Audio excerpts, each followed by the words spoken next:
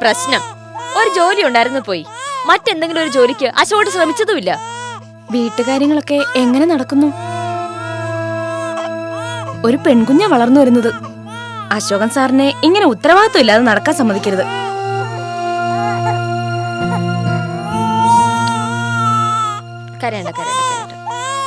തങ്കപ്പൻ ചേട്ടന്റെ കാര്യം നോക്കാം.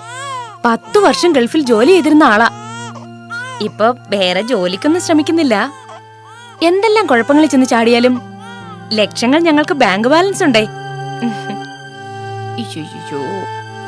എന്റെ ഊഹം ശരിയാണെങ്കിൽ അശോകൻ സാറിന് നല്ലൊരു തുക കടമുണ്ട്. ശരിയല്ലേ? പിന്നെ മായയുടെ കൂട്ടുകാരിയുടെ കല്യാണത്തിന് അശോകൻ സാറ് 50 രൂപ കൊടുത്താ മതിയെന്ന് പറഞ്ഞത് കേൾക്കാതെ മായ 500 രൂപ കൊടുത്തതും ആ 500 രൂപ അശോകൻ സാർ അടിച്ചു മാറ്റിന്ന് പറഞ്ഞ് മായ വഴക്കുണ്ടാക്കിയ വിവരമൊക്കെ ഞാൻ അറിഞ്ഞു കേട്ടോ. അയ്യോ, അതാര് പറഞ്ഞു? സിമ്പതിക്ക് വേണ്ടി അശോകൻ സാർ തന്നെ ഇത് പലരോടും പറയുന്നുണ്ട്. തങ്കപ്പേട്ടനാ ഇത് എന്നോട് പറഞ്ഞത്. കേൾക്കുന്നവരെന്ത് വിചാരിക്കും മായെക്കുറിച്ച്? പൊതുവെ ആണുങ്ങൾക്ക് ഭാര്യമാരെ ഇടിച്ചു താഴ്ത്തി സംസാരിക്കുന്നത് ഒരു രസവാ.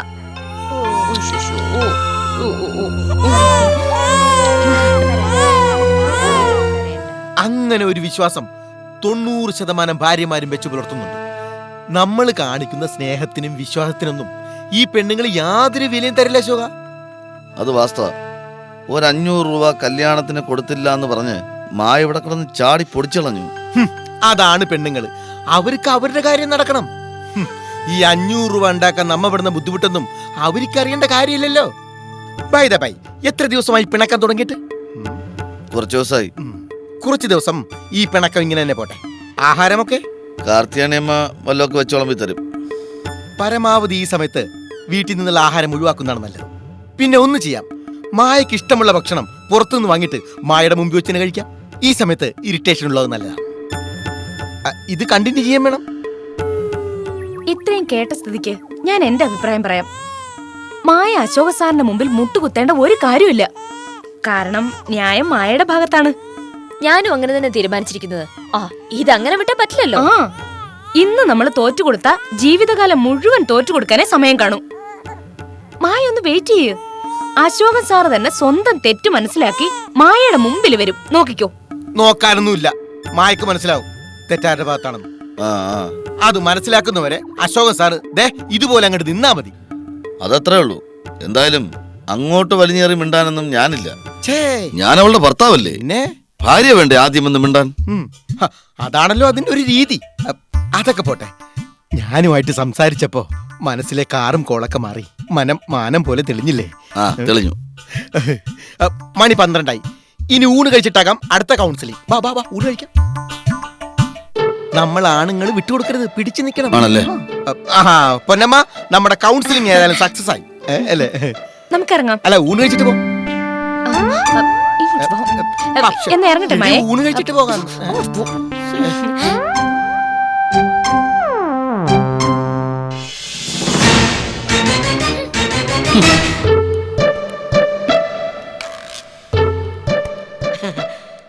എന്താ തങ്കപ്പ സാറേ, എല്ലാം ഒത്തുതീർപ്പിലായോ? എല്ലാം തീർന്നു. ഇനി അവര് തമ്മിൽ ഒരു പ്രശ്നം ഉണ്ടാവില്ല. നന്നായി, നിങ്ങൾ വന്നത് കൊണ്ട് അത് ഒത്തുതീർപ്പിലായി.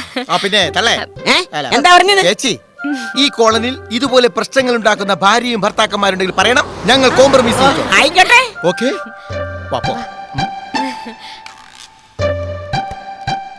ഓ, ഏതായാലും അവരുടെ പിണക്കം മാറിയല്ലോ. അയ്യോ ഈശ്വര, വീണ്ടും തുടങ്ങിയോ?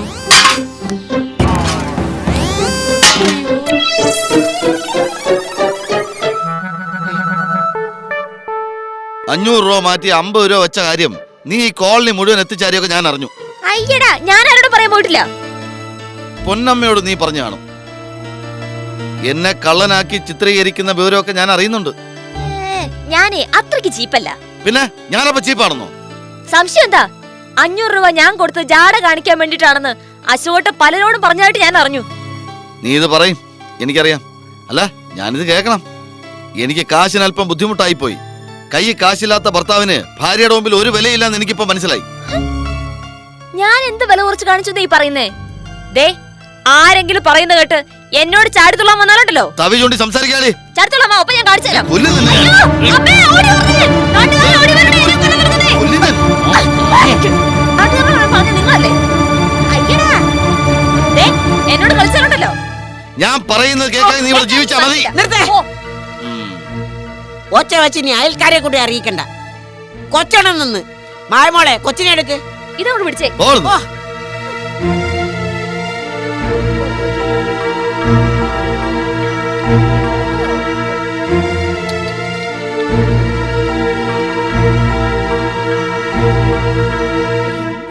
ലോകസഭയിൽ കയ്യാങ്കളി. 50,000 പേർക്ക് ജോലി നൽകും മുഖ്യമന്ത്രി. കൃഷി വകുപ്പിൽ അഴിമതി. ലക്ഷ്മി ഗോപാലസ്വാമി വീണ്ടും തമിഴിൽ.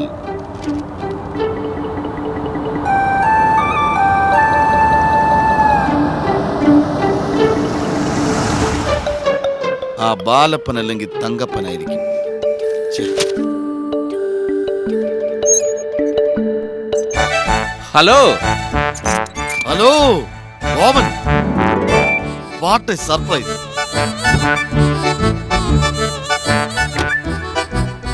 നീ ഇങ്ങെത്തി. ഫ്ലൈറ്റിൽ പറന്ന് കാറിൽ വന്ന് നിൻമുന്നിൽ വന്നിരിക്കുന്ന കളിത്തോഴ സ്നേഹം പങ്കിടാൻ. ആ, നിന്റെ ഈ കവിതാ പ്രേമം ഇതുവരെ തീർന്നില്ലല്ലേ? മറക്കുവാൻ കഴിയുമോ? മറക്കില്ല ഒരിക്കലും. മറവിതൻ കൂടാരത്തിൽ നിന്നെ മുക്കിൽ താഴ്ത്തരുത് സഹോദര. കഴിയില്ല സഹോദര. വാ വാ വാ. മലേഷ്യ വരെ പോകേണ്ട ഒരു ആവശ്യം ഉണ്ടായിരുന്നു. അപ്പോഴാ ഫ്ലൈറ്റ് തിരുവനന്തപുരം വഴി. ഓ അത് ശരി. എന്നാ ഇവിടെ ഇറങ്ങി നിന്നെ ഒന്ന് കണ്ടേച്ചു പോവാന്ന് വിചാരിച്ചു. സന്തോഷം. വാ വാ വാ. അതിരിക്ക. ഡ്രൈവർ ആ പെട്ടി എടുത്തു. ആ, എടുത്തോ.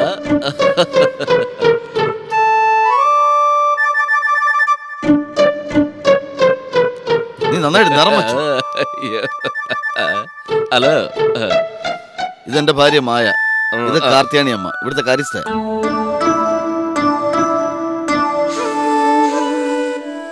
ഇത് ബോബൻ, ഹൗസ് ഓണറാ. പിന്നെ എങ്ങനെയുണ്ട് ഇവിടുത്തെ താമസം? ബുദ്ധിമുട്ടൊന്നുമില്ലല്ലോ? സത്യം പറയാലോ, ആ. നല്ല ഐശ്വര്യമുള്ള വീട്. സന്തോഷം. ആ, ആ.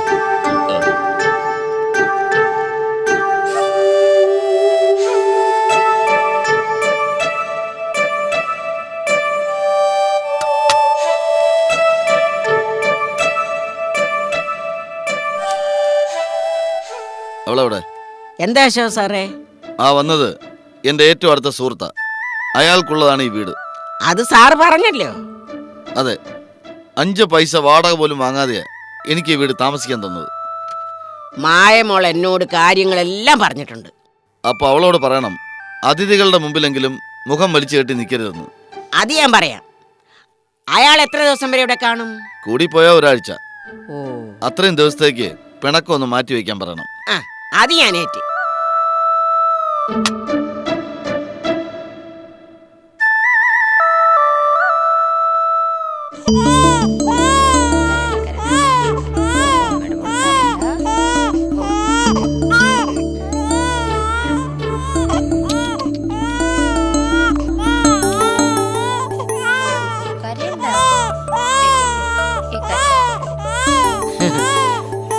മായമോളെ, മായമോളെ, അശോകൻ സാറിന്റെ സുഹൃത്തല്ലേ? കൂടിപ്പോയ ഒരാഴ്ച അയാൾ ഇവിടെ കാണും. അത്രയും ദിവസം നിങ്ങൾ ഭാര്യയും ഭർത്താവും സന്തോഷമായിട്ട് കഴിയണം. ഈ വീട് വാടക വാങ്ങാതെ താമസിക്കാൻ തന്ന ആളല്ലേ? ലക്ഷപ്രഭു അല്ലേ? ലക്ഷപ്രഭു, ഇതിനേക്കാളിലൊക്കെ വലിയ ലക്ഷപ്രഭുക്കളെ ഞാൻ കണ്ടിട്ടുണ്ട്. എന്റെ അച്ഛൻ അനന്ത മുതലാളി ഉണ്ടല്ലോ, ഒന്നാമത്തെ ലക്ഷപ്രഭുവാ. അത് ശരി. ഇതുപോലെ വാടക വാങ്ങാതെ കെട്ടിടം ആർക്കെങ്കിലും കൊടുത്തിട്ടുണ്ടോ? ഇത്രയും സ്വാതന്ത്ര്യത്തോടെ? അവിടെയാണ് ആ പണക്കാരന്റെ മഹത്വം. ഏതായാലും എന്റെ ഹസ്ബൻഡ് റിക്വസ്റ്റ് ചെയ്തതല്ലേ. പക്ഷെ കറക്റ്റ് ഒരാഴ്ച. അത് കഴിഞ്ഞാലേ ഞാൻ മുറ്റുടക്കിലായിരിക്കും. അതാദ്യം അങ്ങോട്ട് പറയുക. പിടിച്ചേ.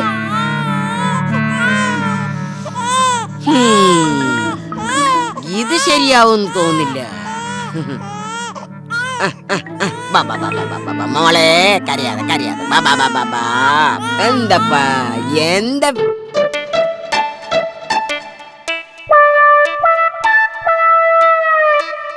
ഭക്ഷണം എങ്ങനെ? ഇതൊക്കെ ഒരുമിച്ച് കണ്ടപ്പോ ഏതാദ്യം തിന്നണമെന്നൊരു കൺഫ്യൂഷൻ. കൊറേ കാലമല്ലേ ഇതൊക്കെ കണ്ടിട്ട്. അതെന്താ ഫാസ്റ്റിംഗിലായിരുന്നു?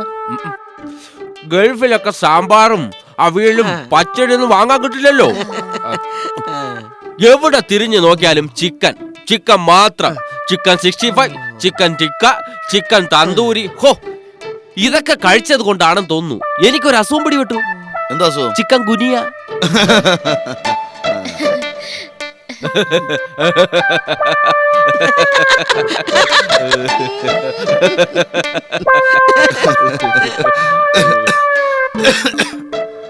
അയ്യോ അശോട്ടാ, എന്തോ ചേച്ചോട്ടാ, ഡോക്ടറെ അടുത്ത് പോണോ? ഒന്നുമില്ല.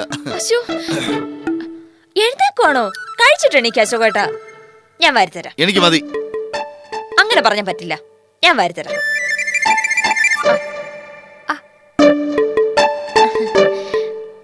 അയ്യോ സോറി കേട്ടോ. വാരി കൊടുത്തോളൂ. ദേ, മുഴുവൻ കഴിച്ചിട്ട് എണീക്കാവുള്ളൂ.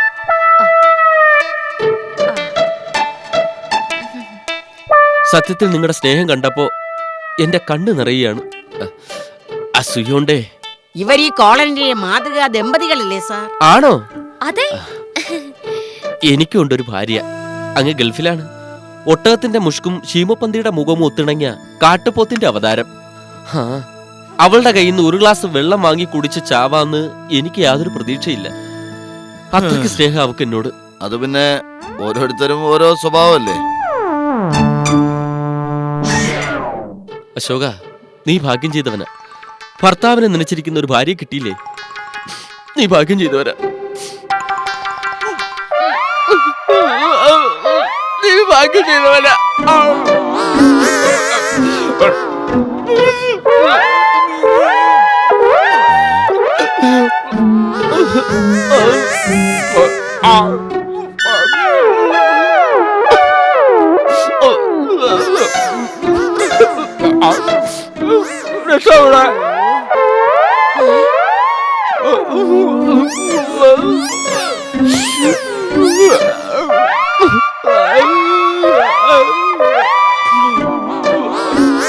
ഭയങ്കര ഭാഗ്യം ചെയ്തവനാ നീ.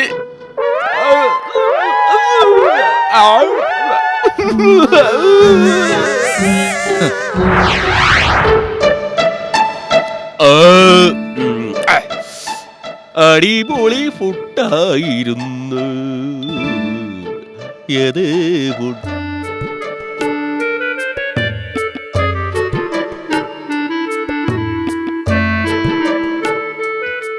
അമ്മാ, അമ്മാ, അമ്മാ, അമ്മാ. ആരാത്? അമ്മാ.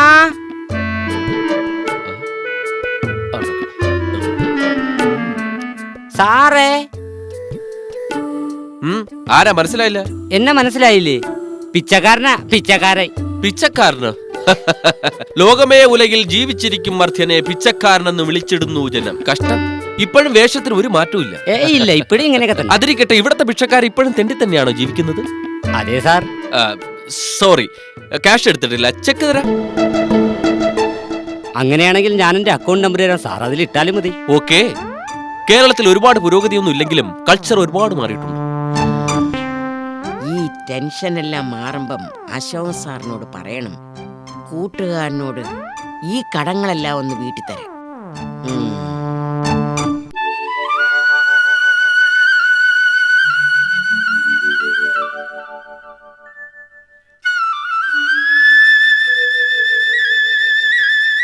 എന്റെ മൺവീണയിൽ കൂടുകൂട്ടാൻ ഒരു മൗനം പറന്നു പറന്നു വന്നു. പാടാൻ മറന്നൊരു പാട്ടിലെ തേൻകണം പാറിപ്പറന്നിരുന്നു. പാറിപ്പറന്നിരുന്നു. സത്യത്തിൽ ഇവിടെ വരുമ്പോഴാണ് ശ്വാസം നേരെ വീഴുന്നത്. എന്താ അവിടെ ശ്വാസം കുറവാണോ? നമ്മുടെ നാടിന്റെ വില അറിയണമെങ്കിൽ സത്യത്തിൽ അന്യ നാട്ടിൽ തന്നെ പോണം. ഓ, അതറിയാൻ ഗൾഫിൽ പോണമെന്നൊന്നുമില്ല. ഇവിടെ ഇപ്പൊ സെന്റിന് 1.5 മുതൽ 2.5 വരെ വിലയുണ്ട്. ഞാൻ ആ വിലയെക്കുറിച്ചല്ല പറഞ്ഞത്. പെറ്റതള്ളയും പിറന്ന മണ്ണും ഫസ്റ്റ് പോളിയോ മരുന്നിന്റെ ടേസ്റ്റും ഒരിക്കലും മറക്കാൻ പറ്റില്ല. സത്യത്തിൽ നിന്റെ ഇപ്പോഴത്തെ ഈ ഒരു സെറ്റപ്പ് ഉണ്ടല്ലോ, എനിക്കിപ്പോഴും ഒരു പ്രകേളിയാണ് അളിയാ. പ്രകേളിയ? വിക്ടോറിയ കോളേജിൽ ഞാൻ ആദ്യം അവതരിപ്പിച്ച കഥാപ്രസംഗത്തിന്റെ പേര്. നീ അതൊന്നും മറന്നിട്ടില്ല? എങ്ങനെ ഞാൻ മറക്കും? മറക്കില്ല ഒരിക്കലും. അന്ന് എനിക്ക് 19 വയസ്സ് പ്രായം. പാറമട തൊഴിലാളിയായ രവിയുടെയും മേരിയുടെയും ഇളയ മകനായ ഞാൻ. ഇന്നും ഓർക്കുവാൻ സുഖമുള്ള ആ കഥ എന്റെ മനസ്സിൽ ഒരു ബെൻ ജോൺസനെ പോലെ ഓടി ഓടി വരികയാണ്. നിനക്കറിയാമോ അശോക, ഈ വീട് നിൽക്കുന്ന സ്ഥലം പണ്ടൊരു പാറമടയായിരുന്നു. ആ പാറമട തുറന്ന് എന്തെങ്കിലും ഒരു മണിമാളിക പണിയണമെന്ന് ഞാൻ ആഗ്രഹിച്ചിരുന്നു. അതാണ് ഈ കാണുന്ന നീ താമസിക്കുന്ന വീട്. ഇപ്പോൾ 3 നേരം 5 സ്റ്റാർ ഹോട്ടലിലിരുന്ന് ആഹാരം കഴിക്കാനുള്ള ആസ്തി എനിക്കുണ്ട്. ഒരിക്കലും നക്ഷത്രം വേണ്ടേണ്ട അവസ്ഥ എനിക്ക് ഉണ്ടായിട്ടില്ല. പണത്തിന് പണം, വണ്ടിക്ക് വണ്ടി, വീടിന് വീട് എല്ലാം ഞാൻ സ്വന്തമാക്കി. പക്ഷേ അതൊന്നും കാണാൻ എന്റെ അമ്മച്ചിയിലൊന്ന് ഓർക്കുമ്പോ നീ ആ തെങ്ങ് കണ്ടോ?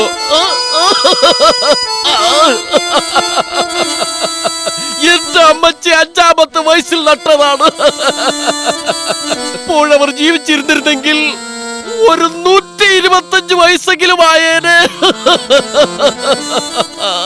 92ാമത്തെ വയസ്സിൽ മരണം ഒരു കോമാളിയെ പോലെ കടന്നു വന്ന് എന്റെ അമ്മച്ചി എന്തോ നീ കാണിക്കുന്നത്? അയ്യോ, എന്റെ കഴുത്ത്.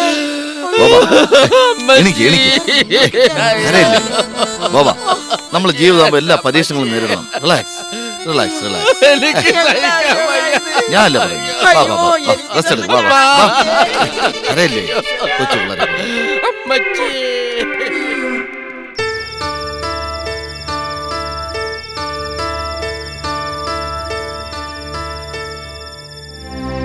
ബാബാ, ആ, നീ ഉറങ്ങുന്നില്ലേ? കുറച്ച് കഴിയട്ടെ. നിനക്ക് മാറി കൊടുക്കാൻ ഡ്രസ് വല്ലതും വേണോ? വേണ്ട. ഈ കോട്ട് സൂട്ട് 24 മണിക്കൂറും എന്റെ ശരീരത്തിൽ ഇങ്ങനെ പറ്റി കിടക്കണം. ശീലിച്ചു പോയേ.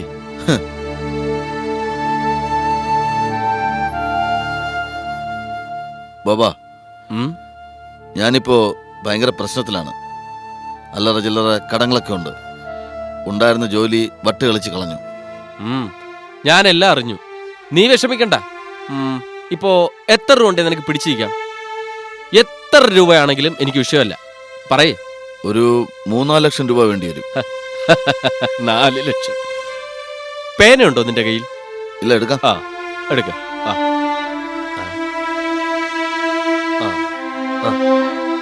ആ, പറ.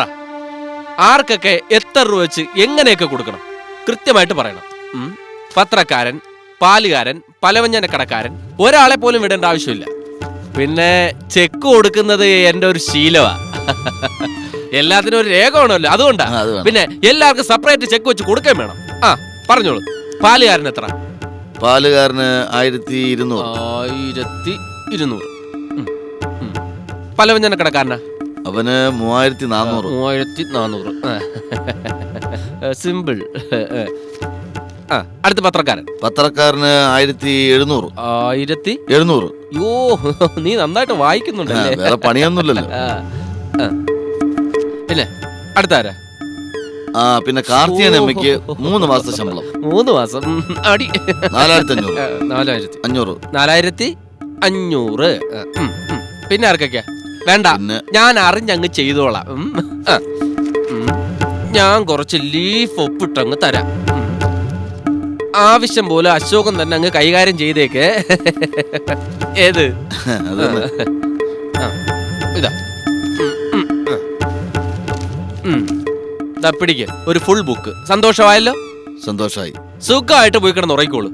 ഓക്കെ? നീ ഒരു വലിയ മനുഷ്യനാണ്.